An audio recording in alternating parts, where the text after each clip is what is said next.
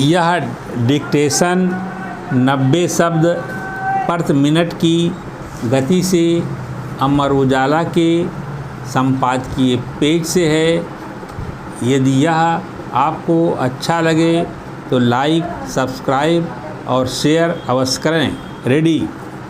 सर्वोच्च न्यायालय की 7 न्यायमूर्तियों की पीठ ने 6 बनाम 1 के बहुमत वाले अपने एक ऐतिहासिक निर्णय में 2004 के ईवी चिन्नैया मामले में दिए गए निर्णय को पलटते हुए आरक्षण के भीतर आरक्षण को मंजूरी दे दी है, जो सामाजिक न्याय व समानता की दिशा में एक महत्वपूर्ण कदम है। जाहिर है कि अब राज्य सरकारें नौकरियों व शिक्षा में अनुसूचित जाति और अनुसूचित जनजाति वर्ग में ज़्यादा पिछड़ी जातियों को आरक्षण का लाभ दे सकेंगी, लेकिन यह उनकी इच्छा पर नहीं बल्कि अपर्याप्त प्रतिनिधित्व वाले वर्गों के बारे में उनके स्पष्टीकरण पर आधारित होगा। हालांकि संविधान के अनुच्छेद 341 और 342 में क्रमशः अनुसूचित जाति और अनुसूचित जनजाति को अधिसूचित करने के विषय में संसद और राष्ट्रपति को अधिकार दिए गए हैं।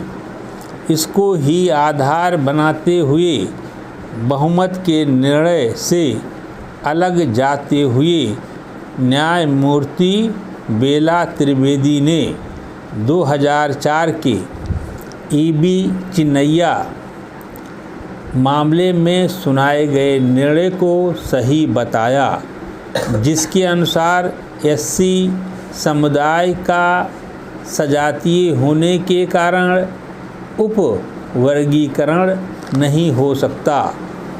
लेकिन मुख्य न्यायाधीश चंद्रचूड़ की अध्यक्षता वाली पीठ ने बहुमत के साथ ऐतिहासिक साक्ष्यों का हवाला देते हुए कहा कि अनुसूचित जातियां एक सजातीय वर्ग नहीं हैं और इसलिए उनका उप वर्गीकरण अनुच्छेद 14 में निहित समानता के अधिकार का उल्लंघन नहीं करता।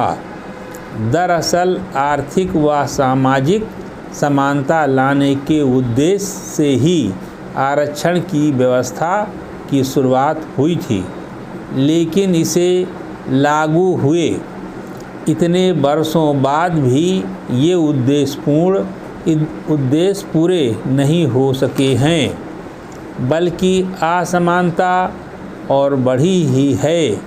ऐसे में विकास की दौड़ में पीछे रह गई जातियों को मुख्य धारा में वापस लाने के लिए ओबीसी की तरह अनुसूचित जातियों में भी आरक्षण के भीतर आरक्षण की ज़रूरत को अदालत ने संविधान अनुरूप माना है, जो जायज़ भी है। अदालत का फैसला उन राज्यों के लिए महत्वपूर्ण साबित होगा जो आरक्षण के बावजूद सीमित प्रतिनिधित्व वाली कुछ अन्य जातियों को भी आरक्षण का फ़ायदा पहुंचाना चाहते हैं। हालांकि जनगणना व जाति गणना के नवीनतम आंकड़ों के अभाव और 4 राज्यों में होने वाले विधानसभा चुनावों के मद्देनज़र इस निर्णय के बाद इंदिरा साहनी फैसले में तय आरक्षण की 50% सीमा को रद्द करने के लिए संविधान संशोधन की मांग का सरकार पर दबाव बढ़ सकता है। साथ ही आरक्षण के विषय की संवेदनशीलता को देखते हुए अब सरकारों को भी काफ़ी सतर्कता बरतनी होगी।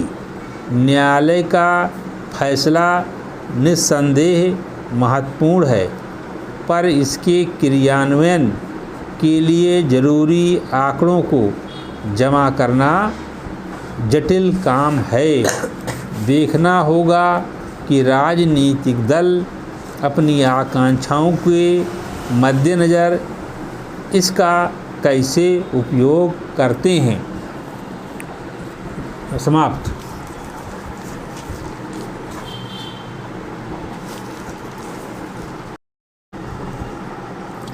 यह डिक्टेशन 90 शब्द प्रति मिनट की गति से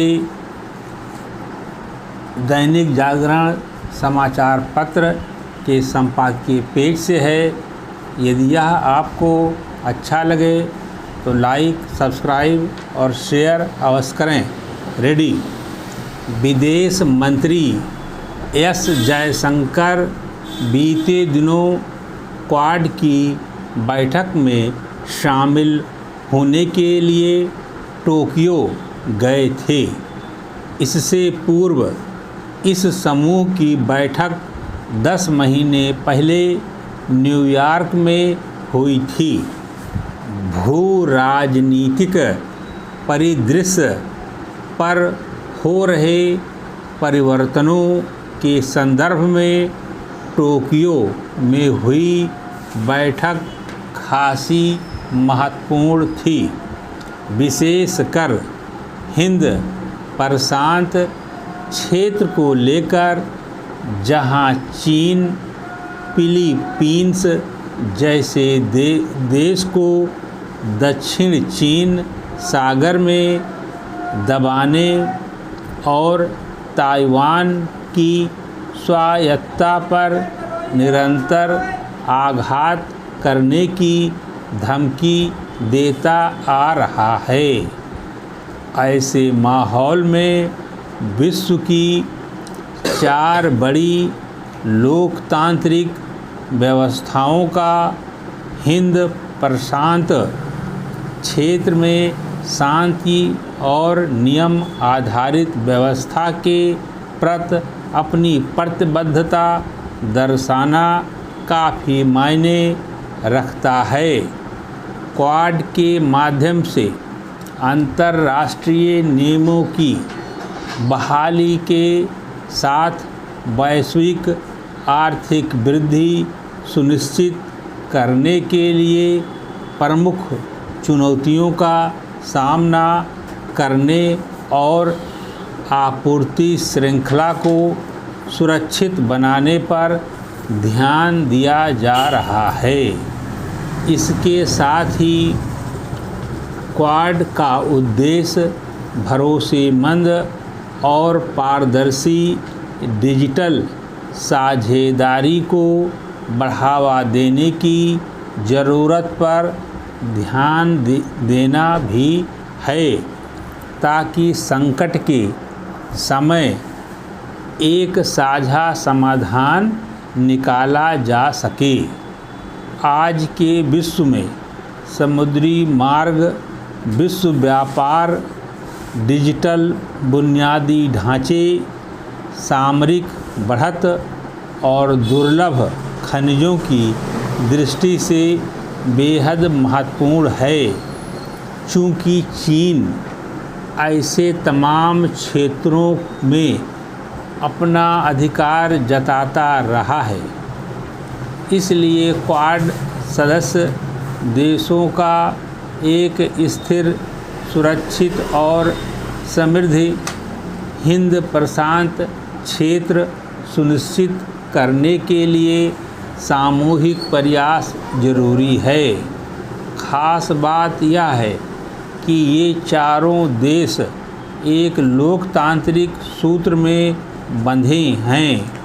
और विश्व शांति पर समान विचारधारा रखते हैं और वे साथ मिलकर चीन की विघटनकारी, आक्रामक और विस्तारवादी शक्ति के खिलाफ आवाज़ उठा रहे हैं।